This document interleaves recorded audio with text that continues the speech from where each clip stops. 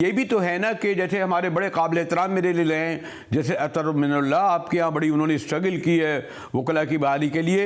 2 जजेस भी तो तकसीम हो गए और दो जजों ने भी तो ये कहा कि हम नहीं करेंगे। और नहीं जी वो बात और 2 जजों को शामिल किया जाए, ये भी कह रहे हैं कि जस्टिस फायद ईसा को किया जाए। जस्टिस फायद ईसा का भी जो है पास में उन पर सवाल उठाए जाते रहे, वो उनके असासों के हवाले से जो लंदन में थे। मैं तो ये चले पार्टियां ये करें, लेकिन जजेस ये क्यों कर रहे हैं?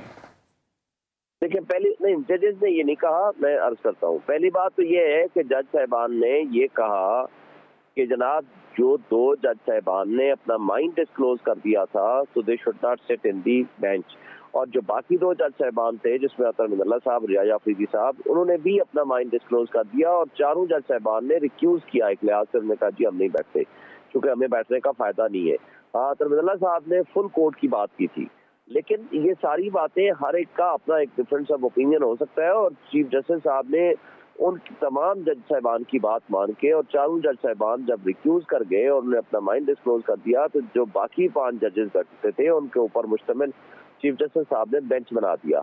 तो बहरहाल ये सारी बातें बंद कमरे में हो तो ज्यादा बेहतर है, ताकि इदारे की इज्जत और वक़ार में कोई कमी ना आए। लेकिन ओवरऑल मैं समझता हूँ कि चीफ जस्टिस साहब ने बहुत अच्छा फैसला किया, और ये उनका सवाबदीदी अख्तियार था कि बेंच में किसको शामिल रखना है और किसको नहीं रखना।